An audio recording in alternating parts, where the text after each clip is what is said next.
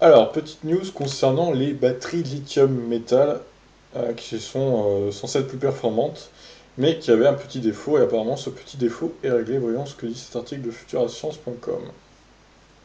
Des chercheurs de Stanford sont parvenus à limiter les dendrites, cet excédent de lithium qui abîme les batteries lithium-métal, et qui peut avoir des conséquences dommageables comme un risque d'incendie.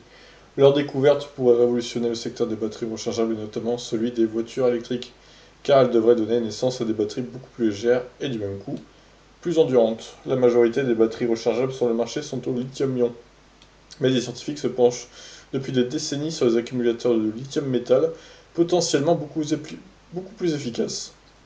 Ils ont cependant une durée de vie très courte et présentent un risque d'inflammation. Ça, c'est pas très rassurant. Le problème principal des accumulateurs au lithium-métal rechargeables provient des dendrites qui se forment à l'intérieur. Elles traversent la couche séparatrice entre les côtés positifs et négatifs, ce qui rend la batterie inutilisable. De plus, elle présente un risque d'incendie car les dendrites créent un court-circuit alors que le liquide contenu dans l'accumulateur est inflammable. Bon, alors ils ont réglé ça apparemment. Des chercheurs de l'université de Stanford et du laboratoire national de l'accélérateur SLAC aux États-Unis viennent de mettre au point une nouvelle technique qui règle les principaux défauts des accumulateurs lithium-métal. En recouvrant l'anode d'une couche spéciale, ils ont pu empêcher la formation des dendrites. Au bout de 160 cycles de recharge, l'accumulateur délivre encore 85% de sa puissance, contre seulement 30% sans cette couche. Ouais, alors 160 cycles, c'est pas énorme hein, quand même, hein.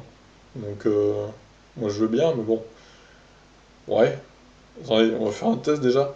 Admettons 400 km d'autonomie pour une voiture, 160 cycles, ça fait 64 000 bornes.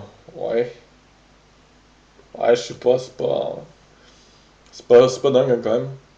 Les batteries rechargeables au lithium-métal ont une meilleure capacité de stockage et elles sont surtout plus légères grâce à une anode au lithium que celles des accumulateurs lithium-ion en graphite. Cela les rend très prometteuses pour les appareils électroniques comme les PC portables ou les smartphones. Les accumulateurs au lithium-métal pourraient surtout avoir un impact considérable sur les voitures électriques dont les batteries sont tellement lourdes qu'elles dépensent un quart de leur charge pour déplacer leur propre poids. Un quart de leur charge pour déplacer leur propre poids. Ouais, je sais pas d'où ils sortent ça, mais bon, pourquoi pas. Ça dépend de la batterie et de la capacité de la voiture, je pense. Enfin, du poids de la voiture et du poids de la batterie et de la puissance de la voiture. Bon, après, voilà, je pense que c'est des sources, des bonnes sources qu'ils ont, mais bon, bref. En tout cas, voilà, s'ils commencent à régler les problèmes des batteries lithium-métal, ça peut être prometteur, c'est vrai.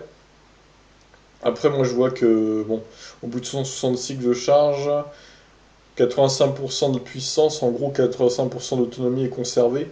Ça fait quand même 15% de perdu au bout de 160 cycles de charge. Bon, 15% au bout de 165, voilà, c'est pas excellent comme endurance quand même. Les batteries lithium-ion font mieux pour l'instant. Donc bon, après ils vont peut-être encore améliorer le truc. Mais bon, moi ce qui m'inquiète un peu, c'est ces risques d'incendie et tout, même si apparemment ils ont réglé le problème en recouvrant l'anode d'une couche spéciale là. Bon, si elles ont plus tendance à prendre feu, ces batteries, moi ça m'inquiète un peu de rouler là-dedans, hein, personnellement. Donc je suis pas très très chaud pour utiliser ce genre de batterie pour une voiture électrique, du moins. Donc moi je pense que c'est encore à travailler, mais bon, c'est vrai que ça s'annonce pas trop mal. Et je pense qu'ils vont travailler encore dessus pour améliorer encore les batteries et les fiabiliser. Sur ce, je vous laisse, n'hésitez pas à réagir, ciao.